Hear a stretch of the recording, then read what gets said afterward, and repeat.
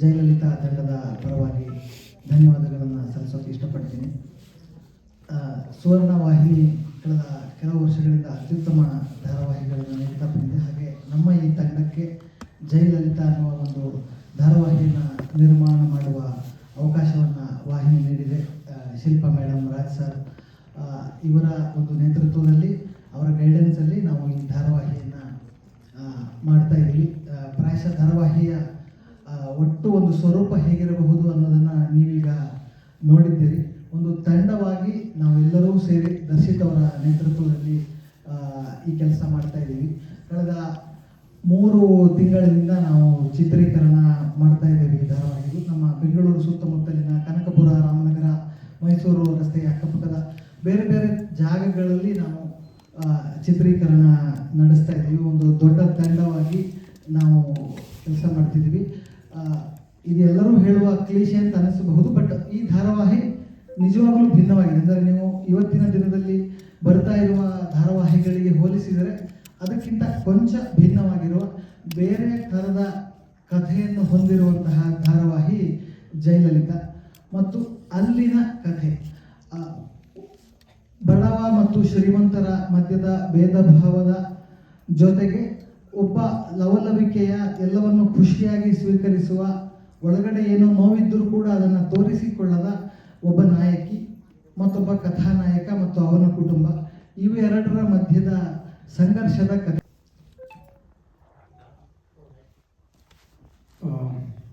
ಮೊದಲನೇದಾಗಿ ಪತ್ರಿಕಾಗೋಷ್ಠಿಗೆ ಬಂದಿರೋ ಎಲ್ಲ ಮಾಧ್ಯಮ ಮಿತ್ರರಿಗೆ ನಮಸ್ಕಾರ.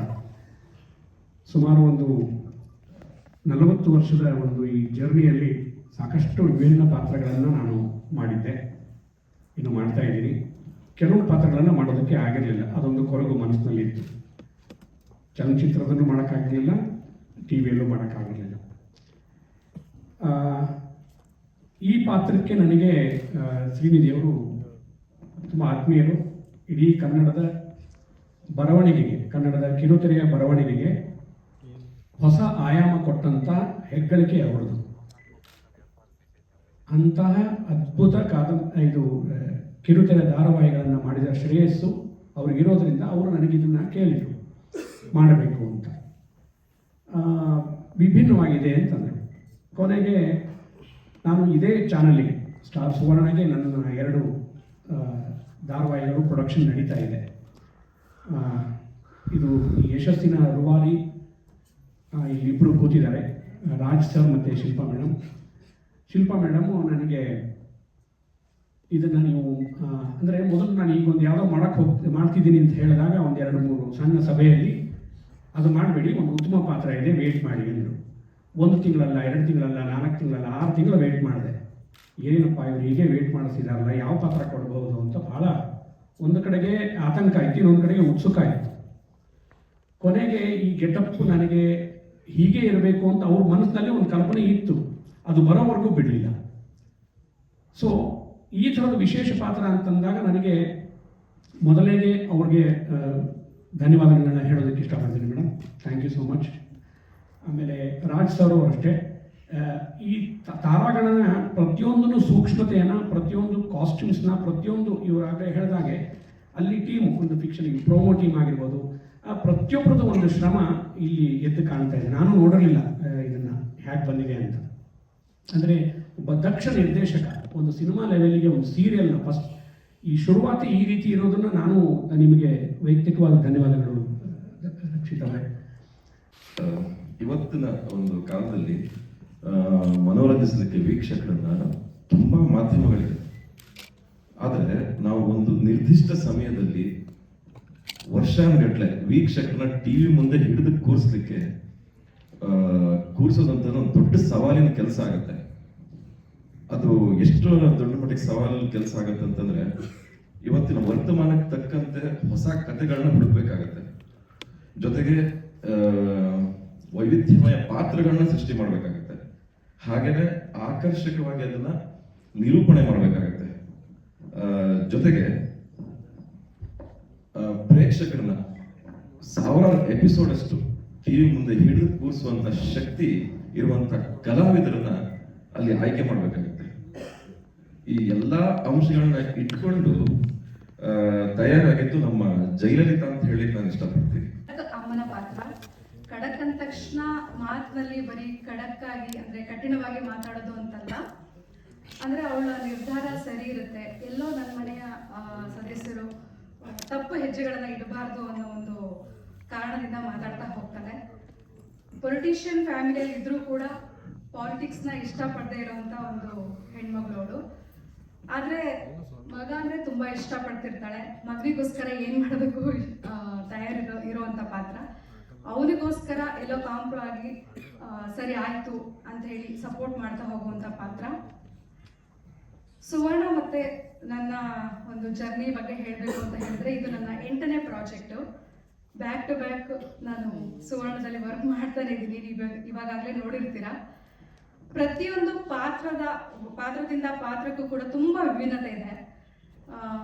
ಈ ಪಾತ್ರ ನನಗೆ ತುಂಬ ಇಷ್ಟ ಆಗಿದೆ. ಏನು ಅಂತ ಹೇಳಿದ್ರೆ, ಒಂದು ಖಡಕ್ ಆಗಿ ಎಲ್ಲೋ ಒಂದು ಆಕ್ಸೆಂಟ್ ಬೇರೆ ಇದೆ.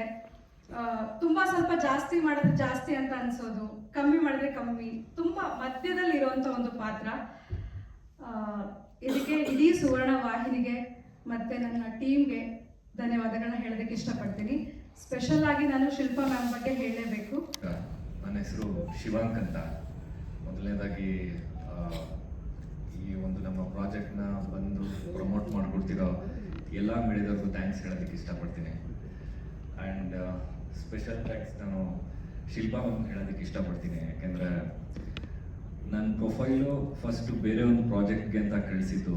ಅಂದರೆ ಮ್ಯಾಮ್ ಅದನ್ನು ನೋಡಿಬಿಟ್ಟು, ಇಲ್ಲ ಇವ್ನಿಗೆ ಇನ್ನೊಂದು ಕ್ಯಾರೆಕ್ಟ್ರು ಸೂಟ್ ಆಗುತ್ತೆ, ಇನ್ನೊಂದು ಪ್ರಾಜೆಕ್ಟಿಗೆ ಇವನ್ನ ನಾನು ಕೊಡ್ತೀನಿ, ಇನ್ನೊಂದು ಪ್ರಾಜೆಕ್ಟ್ ಕೊಡ್ತೀನಿ ಅಂತ ಹೇಳಿಬಿಟ್ಟು ಈ ಪ್ರಾಜೆಕ್ಟ್ನ ಕೊಟ್ಟಿದ್ದು. ಆ್ಯಂಡ್ ಲುಕ್ ಟೆಸ್ಟ್ ಹೋದಾಗಲೂ ಅಷ್ಟೇ, ಬೇರೆ ಯಾವುದೋ ಆಪ್ಷನ್ ಇಟ್ಕೊಂಡಿರಲಿಲ್ಲ ಅವರು. ನಾನೊಬ್ಬನೇ ಕರೆಸ್ಬಿಟ್ಟು ಫೈನಲ್ ಮಾಡಿದರು.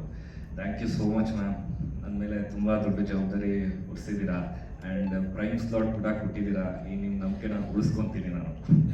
Thank you so much ma'am. And ಎರಡನೇದಾಗಿ ಶ್ರೀನಿಧಿ ಸರ್ಗೆ ಥ್ಯಾಂಕ್ಸ್ ಹೇಳೋದಕ್ಕೆ ಇಷ್ಟಪಡ್ತೀನಿ. ಇದು ಅವರ ಮೊದಲನೇ ಪ್ರಾಜೆಕ್ಟ್ ಅವ್ರ ಸಂಸ್ಥೆಯಲ್ಲಿ. ಈ ಒಂದು ಪ್ರಾಜೆಕ್ಟ್ಗೆ ನಮ್ಗೆ ಅವಕಾಶ ಕೊಡೋದಕ್ಕೆ thank you so much sir. And ಇಷ್ಟು ದಿನ ನಾನು ಅವ್ರ ಜೊತೆ ಕೆಲಸ ಮಾಡಿದ್ದೀನಿ. ಯಾವುದು ಒಂದಿನೂ ಯಾವುದಕ್ಕೂ ಕೊರತೆ ಮಾಡಿಲ್ಲ. ಯಾವುದೇ ಥರದ್ದು ಪ್ರೆಷರ್ ಆಗಲಿ, ಸ್ಟ್ರೆಸ್ ಆಗಲಿ ಯಾವುದನ್ನು ಹಾಕಿಲ್ಲ ಆರ್ಟಿಸ್ಟ್ಗಳ ಮೇಲೆ. ತುಂಬ ಚೆನ್ನಾಗಿ ನೋಡ್ಕೊಂಡಿದ್ದಾರೆ. Thank you so much sir. And Rakshit sir ಬಗ್ಗೆ ಹೇಳಬೇಕು ಅಂದರೆ ನನಗೆ ತುಂಬ ಖುಷಿಯಾಗುತ್ತೆ. ಯಾಕೆಂದರೆ ಕೆಲವು ಬೇರೆ ಬೇರೆ ಡೈರೆಕ್ಟರ್ಗಳ ಜೊತೆ ಕೆಲಸ ಮಾಡಿದ್ದೀನಿ. ಆದರೆ ಅವ್ರ ಜೊತೆ ಅವ್ರು ಕೊಟ್ಟಷ್ಟು ಕಂಫರ್ಟ್ ಆಗಿರ್ಬೋದು, ಅವ್ರು ನೋಡ್ಕೊಳ್ಳೋ ರೀತಿ ಆಗಿರ್ಬೋದು, ಅವರು ಟ್ರೀಟ್ ಮಾಡೋ ವೇ ಆಗಿರ್ಬೋದು ಆರ್ಟಿಸ್ಟ್ಗಳನ್ನ, ಅದು ಬೇರೆ ಎಲ್ಲೂ ನೋಡಿಲ್ಲ ನಾನು. ತುಂಬ ಜಾವಿಯಲ್ ಆಗಿರ್ತಾರೆ, ನಗ್ನಗ್ತಾ ಕೆಲಸ ಮಾಡ್ತಾರೆ ಆ್ಯಂಡ್ ತುಂಬ ಕ್ಲಾರಿಟಿ ಇಟ್ಕೊಂಡು ಕೆಲಸ ಮಾಡ್ತಾರೆ. ಎಲ್ಲೂ ಸೆಟ್ಟಲ್ಲಿ ಯಾವತ್ತೂ ಅವರು ಕನ್ಫ್ಯೂಸ್ ಆಗಿರೋದೇ ನೋಡಿಲ್ಲ ನಾನು. ಆನ್ ಟೈಮಲ್ಲಿ ಕ್ಲಾರಿಟಿ ಇಟ್ಕೊಂಡ್ಬಿಟ್ಟು ಕೆಲಸ ಮಾಡ್ತಿರ್ತಾರೆ. Thank you so much sir. ನಿಮ್ಮ ಜೊತೆ ಕೆಲಸ ಮಾಡೋದಕ್ಕೆ ತುಂಬ ಖುಷಿ ಆಗುತ್ತೆ. ಆ್ಯಂಡ್ ಕಾಸ್ಟಿಂಗ್ ವಿಚಾರಕ್ಕೆ ಬಂದರೆ ದೊಡ್ಡ ಆರ್ಟಿಸ್ಟ್ಗಳಿದ್ದಾರೆ. ಸುನಿಲ್ ಸರ್ ಇರ್ಬೋದು, ಸ್ಪಂದನ ಮ್ಯಾಮ್ ಇರ್ಬೋದು, ಇನ್ನು ಸುಮಾರು ಜನ ಆರ್ಟಿಸ್ಟ್ಗಳಿದ್ದಾರೆ. ಕಾಸ್ಟಿಂಗ್ A1 ಅಂತಲೇ ಹೇಳ್ಬೋದು. ಯಾಕಂದರೆ ಎಲ್ಲರೂ ಅವ್ರವ್ರ ಪಾತ್ರನ ತುಂಬ ಚೆನ್ನಾಗಿ ನಿಭಾಯಿಸ್ತಾ ಬರ್ತಾ ಇದ್ದಾರೆ. ಆ್ಯಂಡ್ ಎಲ್ರಿಗೂ ಇದರಿಂದ ಹೆಸರು ಸಿಗಲಿ, ಫೇಮ್ ಸಿಗಲಿ ಅಂತ ಕೇಳ್ಕೊತೀನಿ. ಆ್ಯಂಡ್ ಮನಸ್ವಿ ಇಲ್ಲಿ ಬಂದಿರುವಂಥ ಎಲ್ಲ ನ್ಯೂಸ್ ಚಾನಲ್ ಮೀಡಿಯಾದವ್ರಿಗೂ ನಮಸ್ಕಾರ ಆ್ಯಂಡ್ ತುಂಬ ಥ್ಯಾಂಕ್ಸ್. ಸೊ ಲಲಿತಾ ಅಂದರೆ ಒಂದು ಕಂಪ್ಲೀಟ್ ಪ್ಯಾಕೇಜ್. ಕಾಮಿಡಿ, ಡ್ರಾಮಾ, ಅಳು, ನಗು ಆ್ಯಂಡ್ ತುಂಬ ಜಾಸ್ತಿ ಬರೋವಂಥದ್ದು ನಗು. ಆ್ಯಂಡ್ ನನ್ನ ಕ್ಯಾರೆಕ್ಟರ್ಗೂ ಲಲಿತಾ ಕ್ಯಾರೆಕ್ಟರ್ಗೂ ತುಂಬ ಡೆಡ್ ಆಪೋಸಿಟ್. ಸೊ ಗೊತ್ತಿಲ್ಲ ನನ್ನ ಕ್ಯಾರೆಕ್ಟರ್ ಹೆಂಗೆ ಹೊಂದುತ್ತೆ ನನಗೆ ಅಂತ. ಇವಳ ಕೈ ಮಾಡ್ಬೋದು ಅಂತ ನನಗೆ ಈ ಸೀರಿಯಲ್ಗೆ ಅವಕಾಶ ಮಾಡಿಕೊಟ್ಟಂಥ ಶಿಲ್ಪಾ ಮ್ಯಾಮಿಗೆ ಥ್ಯಾಂಕ್ ಯು ಸೋ ಮಚ್. ನನ್ನ ಮೇಲೆ ಇಷ್ಟು ನಂಬಿಕೆ ಇಟ್ಟಿದ್ದಾರೆ. ಆ್ಯಂಡ್ ಶ್ರೀನಿಧಿ ಸರ್ಗೂ thank you so much. So ಹಾಗೆ ನಮ್ಮ ಸುನಿಲ್ ಪುರಾಣಿಕ್ ಸರ್ ಕೂಡ ನನಗೆ ತುಂಬ ಸಪೋರ್ಟ್ ಮಾಡಿದ್ದಾರೆ ಈ ಸೀರಿಯಲ್ಗಾಗಲಿ. ಎಂಟೈರ್ ಜರ್ನಿ ನಾನು ಹಿಂದೆ ಸಿನಿಮಾ ಮಾಡಿದ್ರಲ್ಲೂ ಅವರೇ ಇದ್ದರು. ಆ್ಯಂಡ್ ಅವ್ರ ಜೊತೆ ವರ್ಕ್ ಮಾಡೋದಕ್ಕೆ ನಂಗೆ ತುಂಬ ಖುಷಿ ಆಗುತ್ತೆ. Thank you sir.